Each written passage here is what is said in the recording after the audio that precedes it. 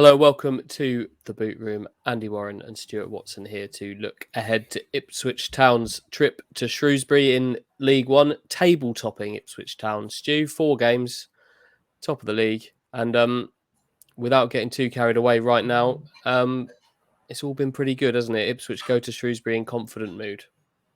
Yeah, stop the count.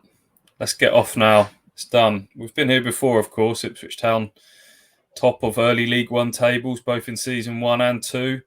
Following relegation, we know what followed. The hope has to be that this is different this time. There's a bit more substance behind what Ipswich Town are doing. The performances have matched the results. And just feels like, there's a bit of substance about what Kieran McKenna's been building from the turn of the year. Really has kind of led to this point. We hope that Ipswich were going to be in a good position to hit the ground running after a much more stable summer, and they have done that. But it's just 4 games so far, and Kieran McKenna is very, very keen to sort of call for calm and keep everyone's feet on the ground. And as soon as one game's over, he's talking about the next, and the next one is another. You have to say, much like Burton in midweek, a potentially awkward away trip for Ipswich Town going to Shrewsbury this weekend. Yeah, awkward, you have to say, but the way it is right now, Stu, you have to say winnable as well, and that's what this Ipswich Town team have given you. You're right, McKenna he's doing everything he can to keep feet on the ground, insisting they've achieved nothing yet, but there does feel like there's some substance to this. Shrewsbury is tricky, though. They've had a start that I would describe as, using a darts term, as a bag of nails, which is some good, some bad, some not so good. But they go into this one on the back of a 0-0 draw with Derby on Tuesday night, which by all accounts was a decent display from them. And while they haven't recruited in anything like the number that a lot of clubs across the division have, what they have done is they've brought in players with a fair amount of experience, haven't they? They brought in some names, almost players that we recognise. One of them is sadly out for a bit of a spell injury, though. O'Brien, who's a player I've always really quite liked, is out for a few weeks. But what do you make of Shrewsbury and their recruitment this summer?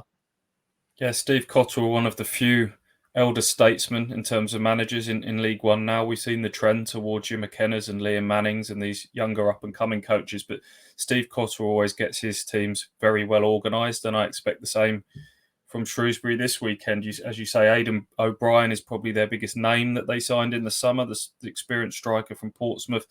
He's just undergone hip surgery, so he's not available. But I look through that team, especially the back three, of Pennington, who we remember from his loan spell at Ipswich, who's played plenty of has plenty of Football League experience. Che Dunkley, the former Sheffield Wednesday centre-back, and Flanagan as well, previously of Sunderland. That looks like a pretty solid back three for League One level. Leahy, their captain, I quite like. George Nurse on the left. I remember keeping Wes Burns pretty quiet at their place towards the back end of last season. Jordan Shipley, the left-footed attacking player, sort of number 10. Ipswich had been linked to him previously in the past, good set-piece taker. So it looks like a pretty solid starting 11, I would say, for Shrewsbury. Squad depth is a bit of an issue for them. They only named 6 subs against Derby. Didn't bring a single one on. And we're talking about an era now where managers can use 5, and Ipswich are using that to their advantage.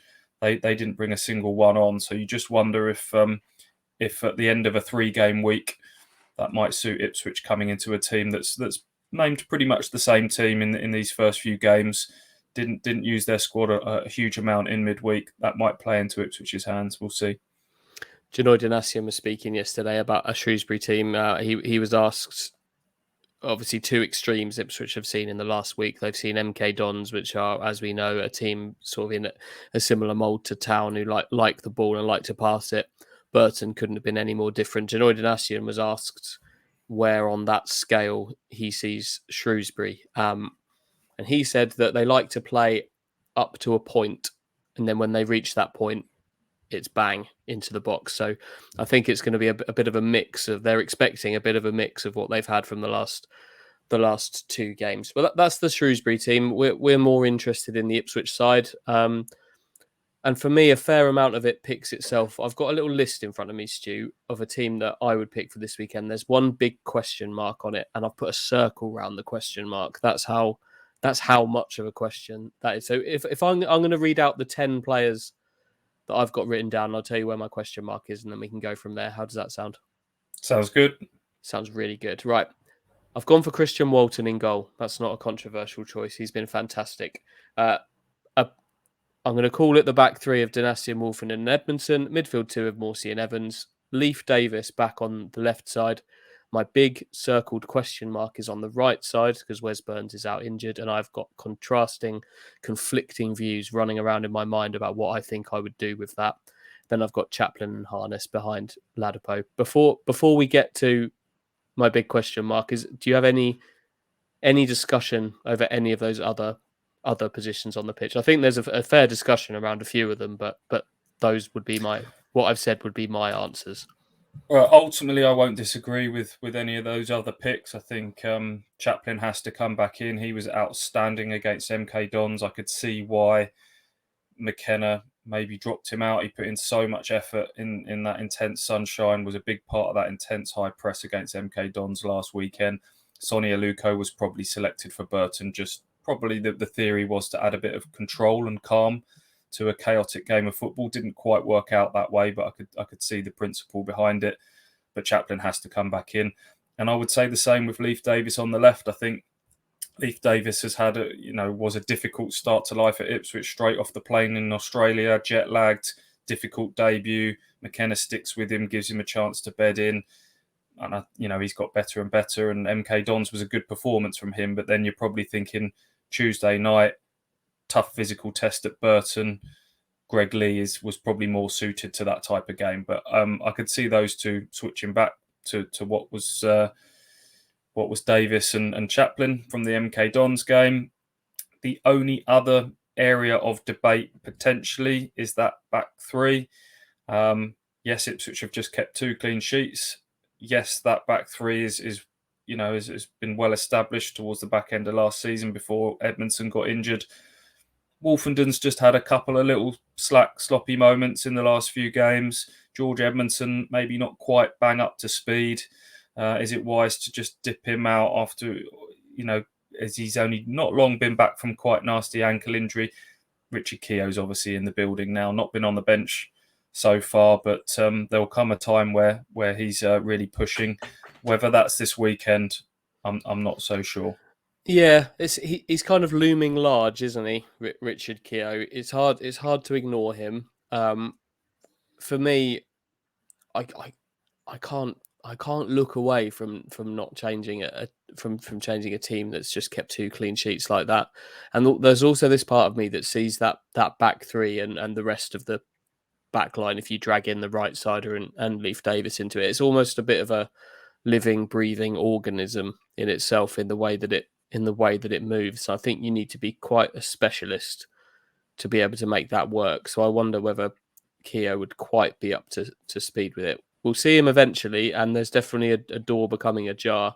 And until like the last week or so, I think we've probably in the boot room and in other things been asking whether somebody like Tyrese John Jules would come into the front three and probably instead of Marcus Harness, but he just keeps scoring goals. You can't leave him out. He's the man that's going to put the ball in the net, and he's very much made that place his own now for the time being, I think. Anyway, I digress. My big circled question mark is on the right flank, and it's an interesting question because at this point we don't know whether Wes Burns is going to be available for this game. My hunch would be no, given what Kieran McKenna said yesterday about him. He wasn't training fully with the first team yesterday, and a late decision is going to be made on him. My hunch would be no Wes Burns. Caden Jackson played there in midweek, but there was a reason for that, and there are 2 other options in Kane Vincent Young and Kyle Edwards, and any other options you can bring to the table, Stu. But I've got some contrasting views, but I'd like to hear your thoughts first on who you think would get the nod there with the expectation that there's no Burns. The first thing I'd say is that I thought Caden Jackson played really well on Tuesday night. It only occurred to me the following day, I think, when Caden tweeted that was his first 90 minutes since coming back from that hamstring injury that ended his season quite cruelly at a time when he was just enjoying his football again and really getting back up to speed, having that renaissance under Kieran McKenna. McKenna clearly likes a lot of the attributes he brings: his pace, his directness, his work rate as well. There was a time, probably only going back a few months, if you'd have said Caden Jackson would play a right wing back role, inverted commas, that would have raised a few eyebrows. But we know it's not really it's a bespoke position, isn't it? It's this hybrid role that Wes Burns plays, very highly positioned on the pitch. And so when you think about it like that, Caden Jackson has a lot of the qualities to be that kind of Wes Burns replacement, in the way that he can isolate the fullback and 1v1 you'd always fancy him pace wise. So I thought his performance warranted going again from Tuesday night. The big question mark is, can he go again just a few days later after his first 90 minutes after so long, or is it prudent and wise to go with somebody else for this game, especially when you've got two very good options in Kyle Edwards and Kane Vincent-Young? Go on, what are you thinking? Similar. I'm thinking that I think Caden Jackson might be needed from the bench in this game, and as in the kind of the central striking. I thought he did really well once switched into that role in on Tuesday night as well. And my gut feeling is that that's where he might be needed, and that's what his role might be this weekend, in being, in baseball terms, the closer from the bench in that striking role. And I think it would be a big ask for him to do 90 minutes again and be fresh to be that closer. So I think Kane Vincent-Young, I think, and I don't. If Caden Jackson's named on that team sheet, I'm absolutely fine with that, because, like you say, I think he had a really good night. I think he did well, and he's a threat in forward positions, and that's where they want him to be as often as possible. So if they think he's good to go, I'm good with that. But I do have a hunch that he might be needed from the bench, and in that case, somebody might be needed on the right side. And I think Kane might just be ahead of Kyle Edwards in that pecking order. Yeah. As this conversation has progressed, I think I've talked myself into that theory that various factors. It's no slight on how Caden played that right-sided role at the weekend, but where he's at fitness-wise, what he might be needed to do later in the game. Yeah, I think I've talked myself into him being the bench option there. Of the two, maybe Kane Vincent-Young is the more sensible option for a trickier away game against Shrewsbury. He was being put through his paces big time ahead of the MK Dons game. Wasn't on the bench for that match, but for those that got in the ground early, he got absolutely beasted on the match beforehand, getting made to do various sprints up and down the pitch. Both him and Kyle Edwards did pretty well in pre-season. They both got runs and that sort of advanced right-sided role, because obviously Wes Burns joined up a little bit later. Kyle Edwards, lest we forget, also had an injury that sort of ended, kept him out for a prolonged period of time at the back end of last season. Yeah, it's going to be interesting to see who McKenna goes with. Can I throw one more scenario into this mix here? A little bit of a switch, not in the system, but of a player that's already within it. What about Marcus Harness? And then you play him on the right. I know that was part of the thinking of when he was signed, in that Wes Burns potentially going to the World Cup in November and December. It talked about these players being versatile. I think he could play that role. It's whether you want him not in the position that he's been excelling in front of goal in the last few weeks. But you could switch Harness to the right and then take your pick. You got Aluko and John Jules in support of Ladapo. What do you think of that? Can't see it, Andy. I just can't see how a player that scored 3 goals in successive league games will be moved out of that inside left position where he's had so many moments. I think you'd be unnecessarily upsetting that equilibrium dynamic. I can't remember, you talked about it being a living, breathing organism earlier. Keep those sort of moving parts, as many of those moving parts in place. But it's worth considering because he's played most of his football as a wide man prior to coming here to Ipswich. If that had been in McKenna's mind, might we have seen it on Tuesday night? Who knows? McKenna is very meticulous in his planning. He looks at the opposition very closely and comes up, as we know, with a bespoke game plan for every match. So I'd be surprised, but not completely shocked. He talks about these players being versatile. And I think that's a big thing for him. But I think you're probably right. You don't move your man who's Johnny on the spot for 3 goals in 3 games from one position. I don't think. But it's definitely a discussion point, and it'll be an interesting one when we reach 2:00 on Saturday afternoon. Stu, I think this has got the potential to be the longest boot room in the history of time. So before we get on to some predictions, I'm going to take a brief moment to pause so that we can look over some of the key stats and other interesting nuggets ahead of the weekend game.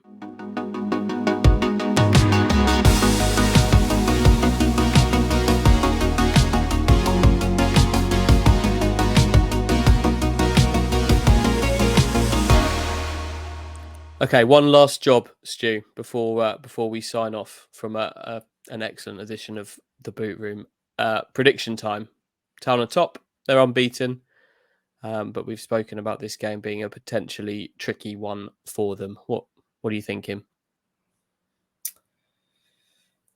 Torn between a narrow Ipswich win and a draw, and I don't think a draw would be a disaster, to be quite honest, because of the building blocks Ipswich have put in place already. 10 points from the opening 4 games. Win at home, draw away is the kind of magic formula that people often talk about.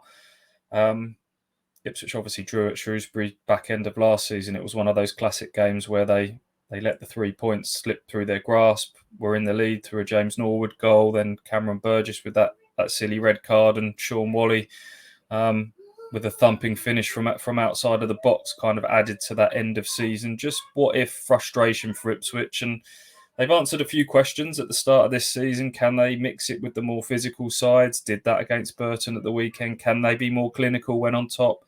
Did that against MK Dons. Can they ride out the storm when a team comes back at them and not give away 2-goal leads? Did that at Forest Green. So this is a chance at Shrewsbury to show that they can again right another wrong of last season. Will they? I'll go with the more cautious prediction, and I'll go with a 1-1, Andy. But I'll let you finish, hopefully on a more positive note. No, this is where I tell you I think they're going to lose 5-0. I think it's all going to come tumbling down, and this is Accrington all over again, where it all goes to pot. But no, I don't think it will. I think the factor that you mentioned earlier about Shrewsbury's 11 giving the whole 90 minutes on Tuesday night, I think that could be a factor in this game. Town will have been sapped of some energy from that game on Tuesday night, but their game at Burton particularly bruising. But I think we're going to see at least 2, maybe 3 changes from that side to freshen it. And I think they might keep on rolling in this game. We're not going there expecting 4-5-0 humpings. Far from it. I think it'll be tight. All the games that we've seen of Town at Shrewsbury have been tight in the last couple of years at least, and I think it will be again. I think we could be in for a repeat of Tuesday night, a 1-0 to the Ipswich, and goal difference aside, potentially across the rest of the league. No, a win keeps them top, doesn't it? They are clear at the top there. So yeah, I think Derby had 75% possession on Tuesday night, which suggests that Shrewsbury did a lot of running as well. Those players that played the whole 90 minutes didn't have a lot of the ball, so they would have been chasing it. Yes, it sounds like they had the better chances in the second half, but yeah, that might be a key factor. You're talking me towards the Ipswich win as we're going on. Fingers crossed it is, eh? Yeah, just a 1-0 for me. A repeat of Tuesday night. That's what I'm going for. Hopefully, we can be talking after the game about another 3 points for Ipswich Town. Thanks for watching. Safe travels if you're going to the game, and we'll see you next time.